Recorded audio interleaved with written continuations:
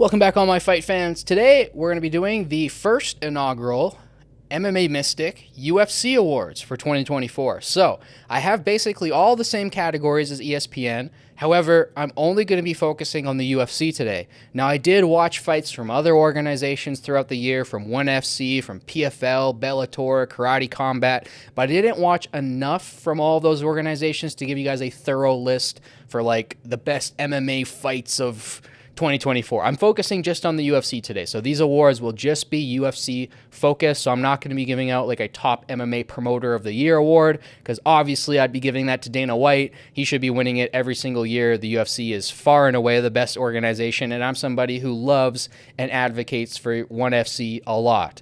But UFC obviously is just the clear and cut best MMA product. So getting into the list today, I have 4 categories that I'm going to go through a little bit quicker, and then we'll get into more of the fighter awards for the year. So these 4 categories that I'll go through quicker are just categories that I know some people will care a little bit less about: reporter of the year, analyst of the year, gym of the year, and coach of the year. But I still wanted to give these awards out because it's something that I've been monitoring throughout the year. So reporter of the year for 2024. I know a lot of people will be kind of upset with this pick, depending on how you view this person, but I'm giving the reporter of the year to Nina Drama. Now, this is somebody who I initially rejected. I didn't like her content. I did not want to see her on my feed. In fact, I blocked her Instagram account for quite a while because I was just getting annoyed from all these Nina Drama videos, and I didn't like the way that she was like promoting the UFC. It felt a little fake or sellout-ish, but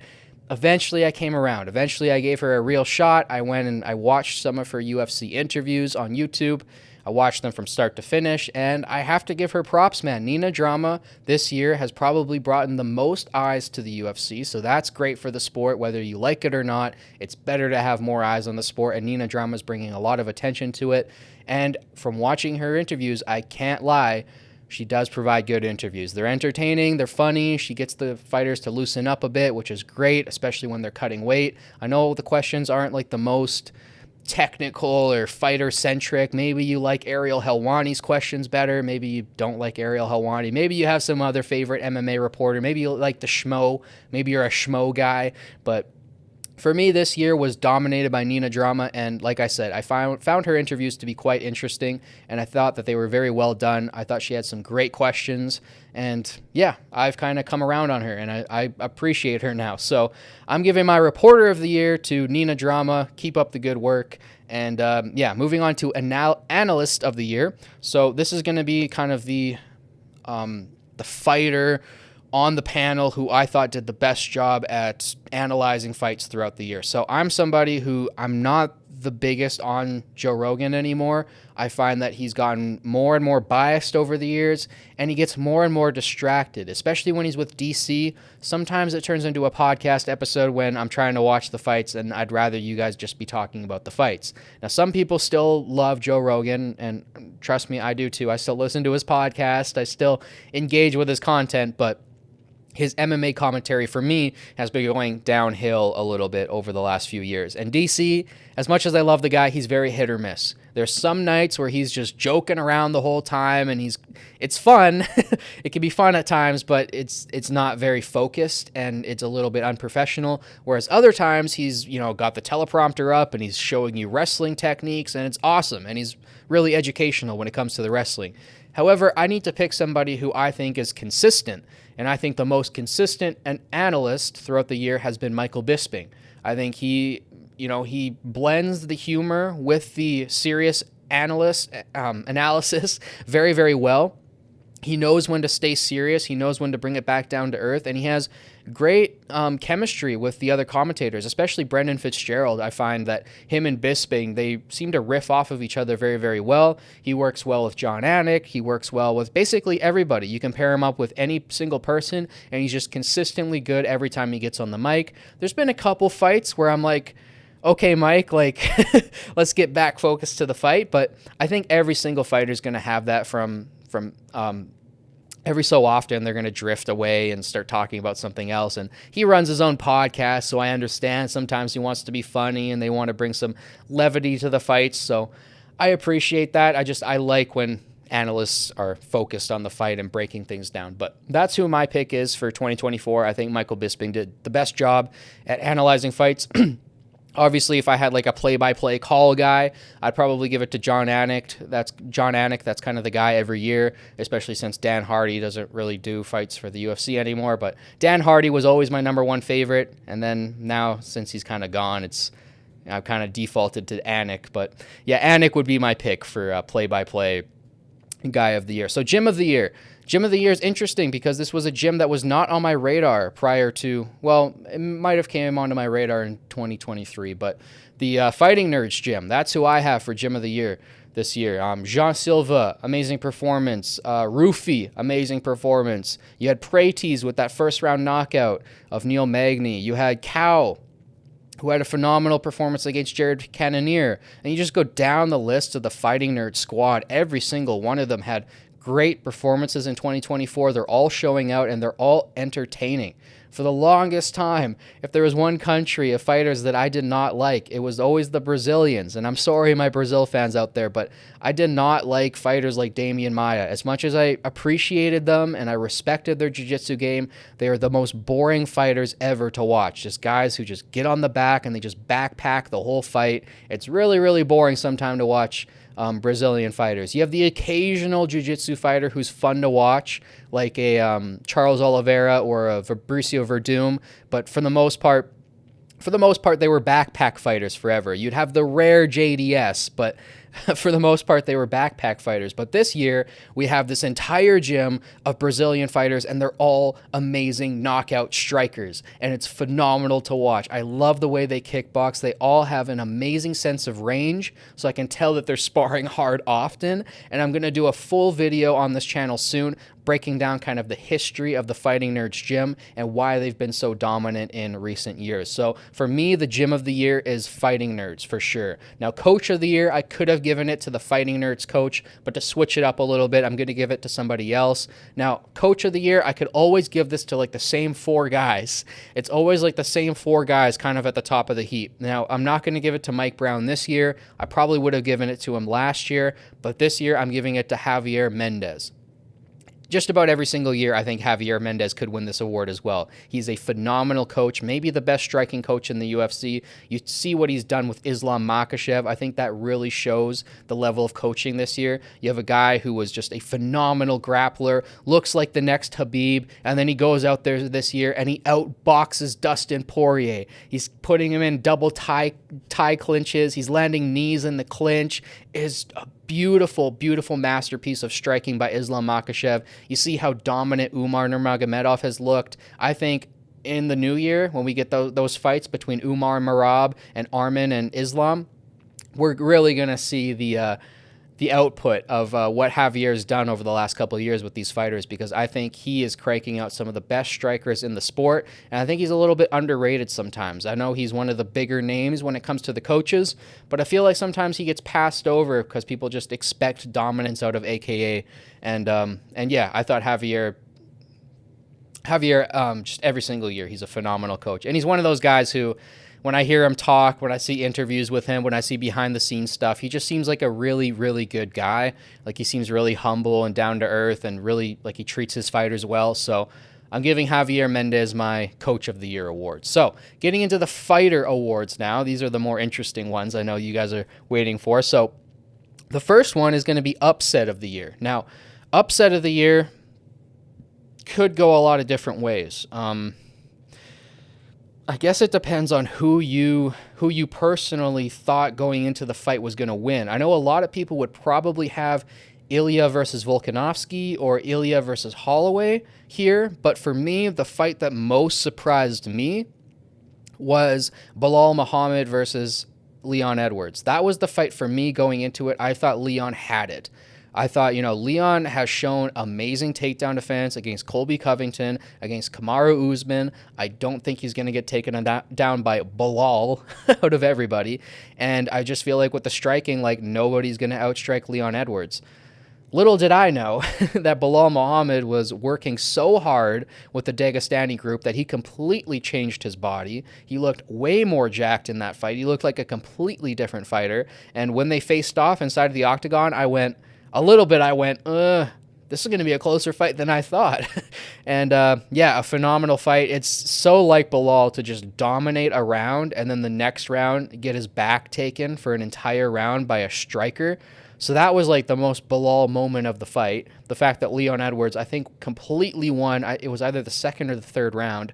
And then the rest of the fight, you know, Bilal just dominated, of course, as we all know.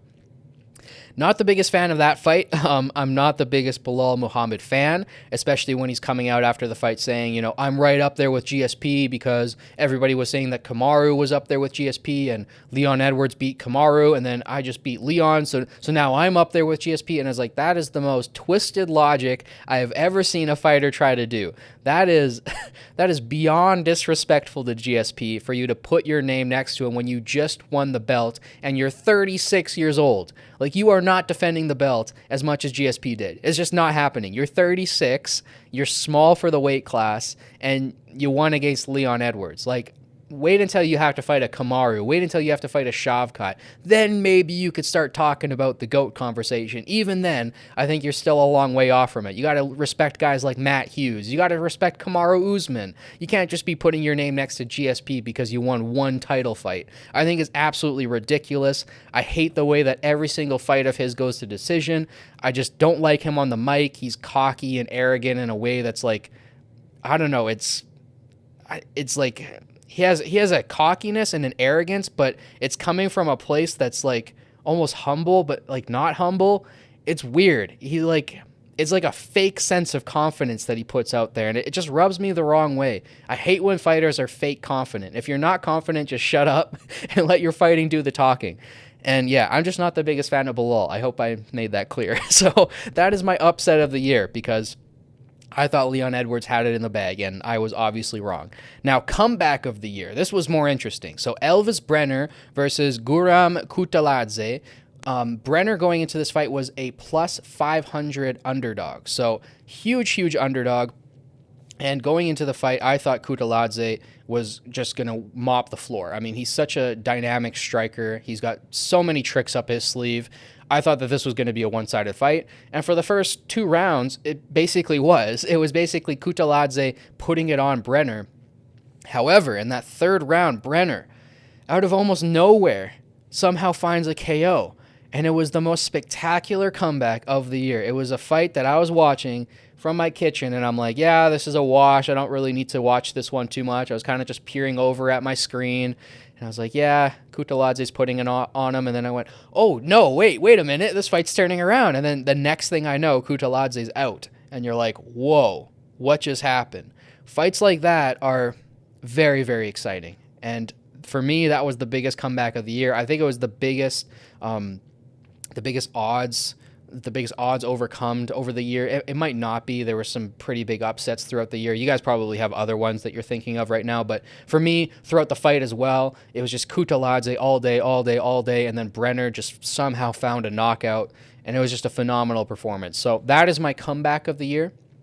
Now, for submission of the year, there's a lot of different ways you could go. I mean, you can go with the fastest Darce choke in UFC history that we just saw not too long ago from Vicente Luque, or you could go with the submission from Pantoja on Kai Asakura. You know, this Ryzen champion coming over, never fought in the UFC before, don't really know what he's like. He's throwing these flying knees out in the first round. Pantoja takes him down in the second and just chokes him. Or you have the Dricus du Plessis choke on Israel Adesanya. That was brilliant as well. But I think if I'm going to pick a submission of the year, I'm going to have to split it between two. So I'm going to have a 1A and a 1B. Now, my 1B is only 1B because it wasn't a title fight. The other one was a title fight. So my 1B was the most destructive choke I have ever seen in my life. If we're going off of damage, this was the number one submission I've ever seen in my life. It was Khamzat Chimaev versus Robert Whittaker. In the first round, Khamzat Chimaev takes Robert Whittaker down, absolutely manhandles him like he's never wrestled before in his life, and he throws on a choke that is probably the meanest choke I've ever seen in my life. It was a I'm trying to pop your head off right now kind of choke, not a I'm trying to submit you right now and get the win kind of choke. It was vicious the way that he put that choke on, and he squeezed the bottom rack of his teeth and broke it, completely shattered his lower teeth and jaw, and you see the photos of it. Robert Whittaker it looked disgusting. Luckily, he got that fixed up rather quickly, but Khamzat Chimaev, man, he is the scariest fighter. He is the scariest fighter. I know there's Pereira out there. I understand that. I am more scared of Khamzat Chimaev. I would rather take a left hook to the jaw from Alex Pereira than to have my head almost pop off from the arms of Khamzat Chimaev. That guy is so damn scary. And I do think he could probably go up in weight, take down Pereira, and do the exact same thing to him. I do think he's that scary. And I was somebody who just a year ago was saying, wait for Bo Nickel, wait for Bo Nickel. Once he comes up, man, he's gonna handle Chimaev. He's a better wrestler freestyle-wise, and I still believe that, but there's no way at this point. Bo has huge leaps to go until he catches Chimaev. He needs to find, I don't know what he needs to do. Maybe Bo Nickel needs to go and fight in a war or something, but he needs to find a different level of mentality if he wants to compete with Chimaev. Chimaev is the most violent fighter I think I've ever seen in the UFC, and that's saying a lot because we're talking about the UFC. We're talking about, Khabib Nurmagomedov and Chuck Liddell and Pereira and some of the most violent human beings to ever live. And I think Chimaev tops them all. So that choke for me is my 1B. My 1A is a more important choke, and that was Islam Makhachev versus Dustin Poirier. I thought the way he got that in the 5th round was absolutely beautiful. I thought he was going into that 5th round with all 4 rounds previous having gone his way. I just felt like Islam Makhachev, his mentality shifted. He showed that he's an evolving champion. I think going into that 5th round, he said to himself, I'm winning this fight. I know I'm winning this fight. I can feel it. But I also had the same feeling when I was fighting Volkanovski, and people after the Volkanovski fight thought Volkanovski might have won. So I need to go out there and I need to show the judges that we don't need them, that I'm going to find the finish. And he went out there and he got this beautiful leg sweep. It was phenomenal. He went for the rear naked. Dustin defended perfectly, so he switched to the Darce, cinched that up, and put Dustin Poirier unconscious. It was beautiful. Beautiful way to end a fight. That is how you stamp a victory. And Islam Makhachev and Chimaev both win my Submission of the Year award. So, moving on to Knockout of the Year. This can only be one knockout. In 2024, I think this was already made up for us. Halfway through the year, we all knew what Knockout of the Year was going to be. It's, of course, Max Holloway versus Justin Gaethje. This is like the one year where it's a clear-cut winner for Knockout of the Year, and there's no way you could debate anything else. I think if you tried to debate anything else, it would be very, very difficult. It was a phenomenal fight. It wasn't really back and forth. Max Holloway was kind of dominating for the full 4-5 rounds. It was just one-way traffic. He was piecing up Justin Gaethje, outboxing him, landing everything that he wanted to land. He landed that spinning back kick in the first round and kind of broke his nose, which really turned Justin's night on its head. And at the last 10 seconds, man, I remember, house full of people. My cousin's sitting right next to me. This is like his 2nd or 3rd time watching a UFC pay-per-view from start to finish. And he's really excited. And we're watching this fight. And the whole house is like, is Max going to do it? Like, there's no way. He's got a shutout. Like, there's no way he's going to point at the ground. And I'm telling my cousin, I'm like, he's going to point at the ground in the last 10 seconds. You watch. And he's like, what does that mean? And I'm like, you're going to see what that means. When he points to the ground, things are going to change. And he points to the ground, and I go, look, it's about to happen. And they start swinging. They start swinging for the fences, both of them, right at the middle of the octagon. And my cousin's going, what is he doing? He's going to lose the fight. He's going to get knocked out. And right as he said that, Max Holloway, boom, knocks out Justin Gaethje, goes flat on his face. Max Holloway's yelling, and the whole house just erupted. I'm sure we pissed off the neighbors that night, but who cares? It was an amazing night. The whole house, we were just talking about that knockout for the next hour. I don't even think we didn't even care that much about the main event at that point. We were just talking about that knockout. That was one of the most spectacular moments in my entire lifetime watching the UFC. It was phenomenal. That was by far the best knockout of the year. So that is definitely winning the award for Knockout of the Year. Next up, I have Performance of the Year. Now, this is difficult. This you could have given a lot of different ways. I really wanted to give this to Pereira versus Khalil because I could talk about that fight all day. I've rewatched it a couple times now, and the way Khalil put it on Pereira in a way that we haven't seen since Izzy. And he forced Pereira backwards. He was hitting him with shots. He was catching him. He was making it a tough fight for Pereira. He wasn't dominating Pereira, but he was making it tough. And I think he won the first 2 rounds. And then Pereira found this zone. He found this extra gear that I've never seen him hit before, even in kickboxing. He finds this next level, and he gets in this flow where he sees every single punch, and he's dodging them, and he's like a cobra just pulling back from punches. Boom, boom, hit you with something else. Boom, boom, hit you with something else. And then he starts landing these body shots, and he crumbles Khalil, breaks his body, breaks his spirit, just breaks Khalil. And that 4th round knockout, that was one of the performances of the year. However, I can't give it to Alex, unfortunately. And I can't give it to anybody else except for El Matador, Ilia Topuria. Ilia, I mean, we could give it to the Volk fight. That would be an easy pick as well, because Volkanovski's a legend, one of the greatest featherweights of all time, and the way Ilia knocked him out was phenomenal. However, Volkanovski's been knocked out before. He was just coming off of a knockout from Islam Makhachev. Somebody who hasn't been knocked out before is Max Holloway, another guy who is often looked at as one of the greatest featherweights of all time. I think it's him, Aldo, and Volk. Those are like the top 3. And you could probably throw Conor in there too. But the way Ilia dismantled Holloway, and some people scored the first 2 rounds for Holloway, and I get it. I didn't, but I get it. They were close rounds, and Holloway had his moments, but you just watched the way Ilia was stalking him and getting closer, And then he found that knockout on Max Holloway, the guy who never gets knocked out, the guy with the iron chin, most significant strikes in UFC history, the guy known for his wars, the guy who fought Jose Aldo toe-to-toe, the guy who fought Conor McGregor, Dustin Poirier, the guy who fights everybody toe-to-toe and he never gets knocked out. Ilia Topuria flatlines Max Holloway. I mean, just puts him out like he was nothing and just walks away and drinks his little teacup. Phenomenal performance by Ilia Topuria. Definitely, for me, the best performance of the year. It blew me away, even though I saw it coming. I was telling everybody going into that fight, even though all the memes of, Ilia's reaction to the 300 knockout, everybody was saying Ilia's scared. I'm like, you guys have no idea.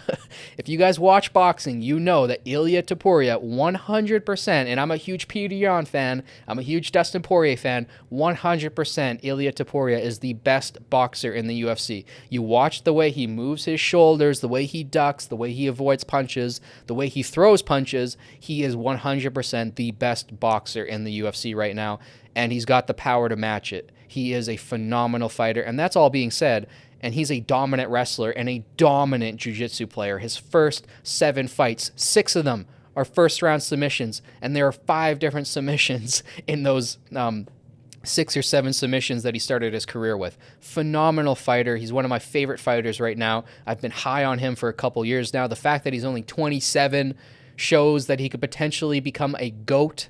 I've already made a video on could Ilia become the GOAT. And yeah, I'm a huge fan of him. I can't wait to see what he does in 2025. If he goes up to lightweight, man, it's going to be tough for him.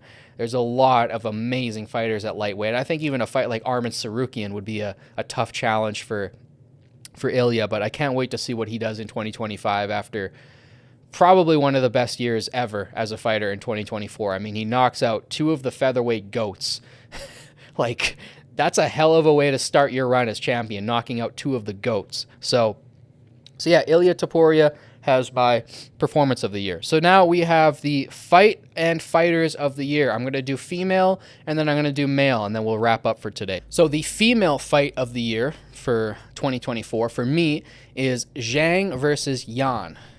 China versus China. This was maybe the best women's fight I've ever seen besides Wei Li versus Joanna. This was up there. Like, Yang Xiaonan is one of the most entertaining fighters for women's fighters in any division. She is a phenomenal striker. She has so much heart. She was choked unconscious, I believe in the first or second round, somebody will correct me, but she was choked unconscious, comes back to life, and then keeps fighting the rest of the fight and makes it a close fight. I think she might have won 1 round.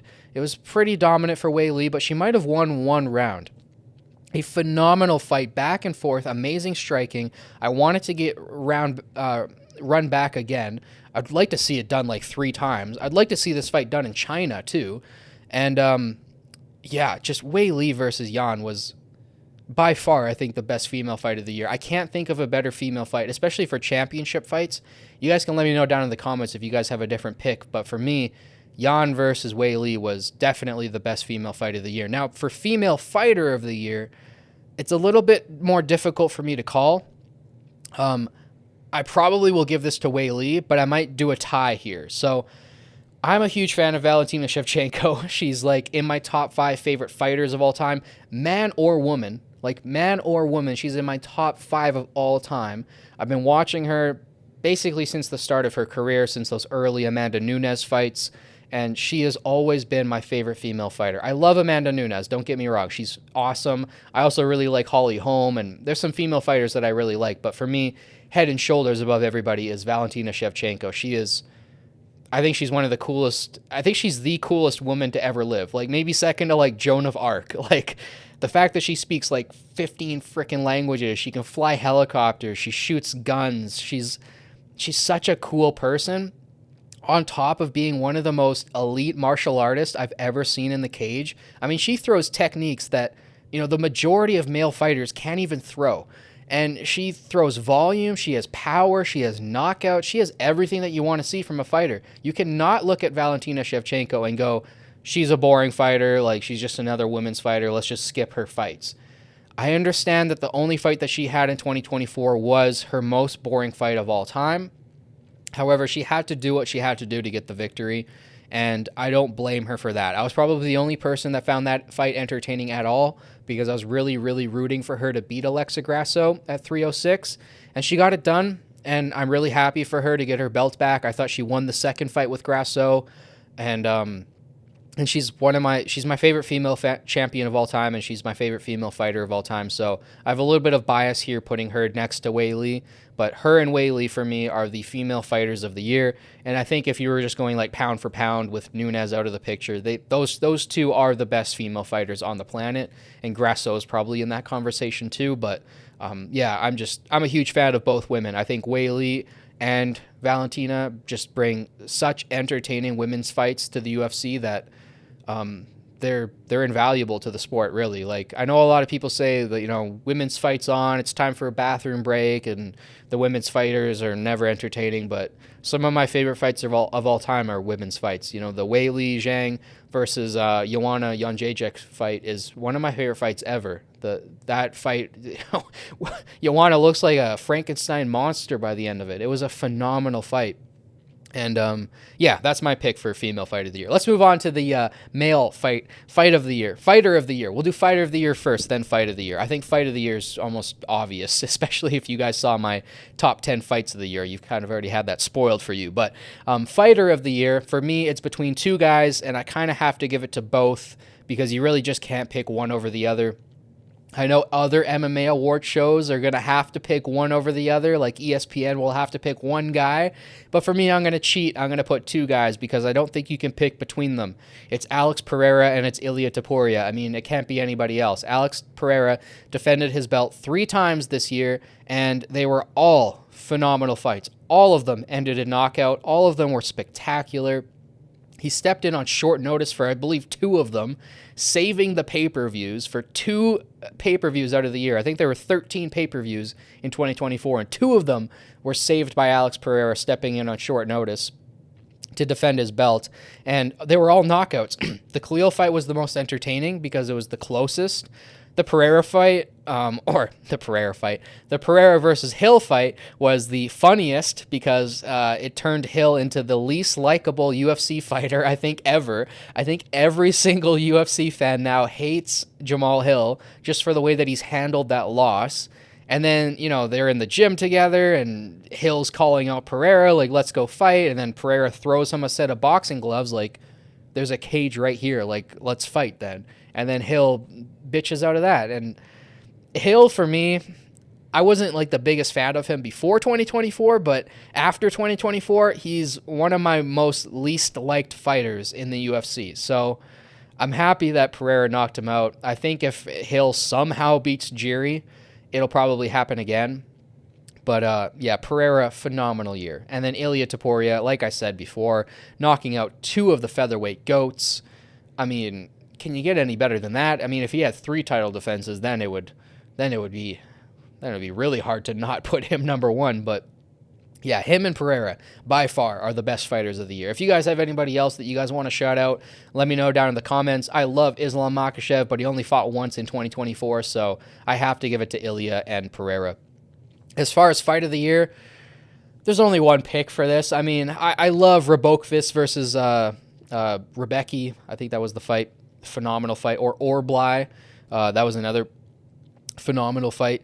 But for me, it has to be Max Holloway versus Justin Gaethje. Like, that moment at the end of the fight, I just described it to you guys. It was such a special moment. I know that you have to judge fights based off of the totality of the fight, and maybe it was Zell Huber versus Rabokvix. That was the fight that everybody's pointing at. That was like the fight of the year, and maybe that should be my fight of the year this year. But there was just something about the moment in that Holloway and Gaethje fight right at the end. That moment was so special to me that I have to put it as my fight of the year. Maybe it should be moment of the year. Maybe I should have a separate category for that. But for me, that was the number one fight of the year for me. It was the one that I got the most excited about. It shot me out of my chair, and just the noise. Like, I was fortunate enough to go to a UFC event live this year. I saw UFC Edmonton live and in person, and we watched UFC 300, UFC 306, UFC 308, some amazing fight cards this year. And out of all of the moments in 2024, the one that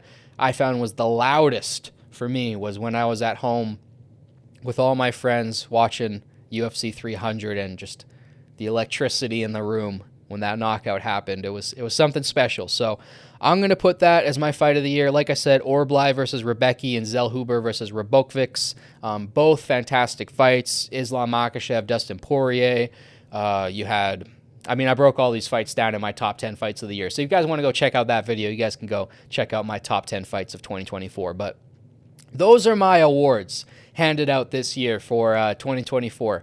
And I'm going to be doing this every single year. So every single year, you guys can expect an MMA Mystics fight awards. Hopefully, in coming years, I'll get a little bit better at editing, and we could spice up the studio a bit more when I can do this full time. But for now, hopefully this video was entertaining to you guys. I hope you guys liked it and enjoyed it. If I missed any fights or fighters, or if you guys thought these awards should have went to somebody else, definitely let me know down in the comments. I love hearing from you guys. Give me a couple of reasons why you think that. And don't forget to like, subscribe, share with your friends. It helps boost this channel and the algorithm. Thank you guys so much for watching. As always, it means the world to me. I'll catch you guys next year for the next awards. And yeah, it's been a fantastic year. Thank you guys for being on the ride with me. And yeah, catch you guys in the next one. Peace.